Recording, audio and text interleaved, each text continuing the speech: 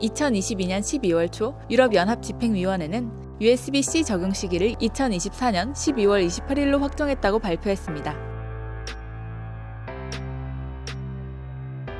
이미 지난 10월에 충전 단자를 USB-C로 통일하겠다는 법안을 통과시킨 바 있는데요. 법안 준수 기한이 정해지자 업계에서는 애플의 행보에 시선이 쏠렸어요.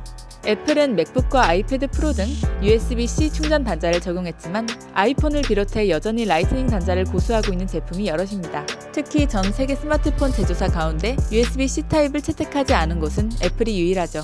애플은 법안이 통과된 지난 10월 EU의 결정을 따르겠다고 밝힌 바 있어요. 당시 애플의 마케팅 수석 부사장인 그렉 조스위악은 월스트리트 저널에 선택의 여지가 없다고 말하며 EU 결정을 준수하겠다고 밝혔죠. 하지만 동시에 그는 애플이 법적으로 충전 단자 전환을 강요당하는 것을 달가워하지 않는다는 점을 분명히 했습니다.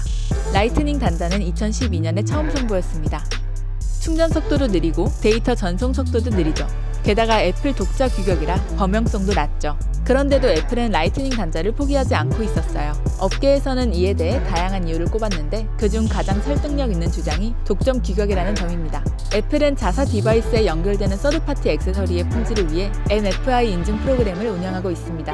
해당 인증은 애플 정품처럼 품질을 보장한다는 뜻으로 볼 수 있는데요. 서드파티 업체들이 필수로 받아야 하는 건 아니지만 해당 인증 마크를 받는다면 자사 제품이 정품과 동일한 성능임을 소비자에게 어필할 수 있죠. 해당 인증 마크의 유무는 특히 독점 규격인 라이트닝 케이블에 있어서 중요한 부분입니다.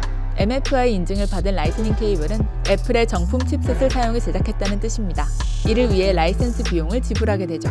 그런 만큼 MFI 인증 케이블은 비인증 케이블보다 가격이 더 비싼 편입니다. 여기서 얻어지는 경제적 이익을 애플이 포기하지 못할 것이란 게 업계의 관측이죠. 이와 반대로 애플이 궁극적으로 포트리스 아이폰을 지향하고 있기에 USB-C 전환을 꺼린다는 분석도 있습니다. 애플은 아이폰 8을 내놓으면서 무선 충전 지원을 시작했고 아이폰 12부터는 맥세이프를 통해 무선 충전의 편리성을 높이고 있습니다. 여기서 데이터 백업, 보관을 라이트닝 케이블 없이 무선으로 편리하게 처리할 수 있다는 기능도 적용한 상태입니다. 최근까지 애플 소식에 정통한 애널리스트 민치거도 애플이 충전 단자가 없는 포트리스 아이폰을 내놓을 것이라고 예측한 바 있으며 블룸버그 역시 애플이 무선 충전 기능만 탑재한 포트리스 아이폰을 실험 중이라고 보도한 적 있는데요. 충전 포트 없는 아이폰 전환을 애플이 고려하고 있다면 USB-C 전환을 위한 개발은 다소 불필요한 일이 됩니다. 하지만 EU의 입장은 분명합니다. EU는 다양한 충전 규격으로 인한 소비자 불편, 경제적 부담뿐만 아니라 특히 환경 문제를 고려해 규격 통일을 하려고 했는데요. EU 조사에 의하면 매년 유럽에서는 5억 개가 넘는 충전기가 출시되고 있고 이로 인한 전자 폐기물의 규모는 최대 1만 3천 톤에 달한다고 합니다. 하나의 케이블로 다양한 기기를 충전할 수 있다면 자연스럽게 전자 폐기물도 줄 것이라는 게 EU의 입장입니다.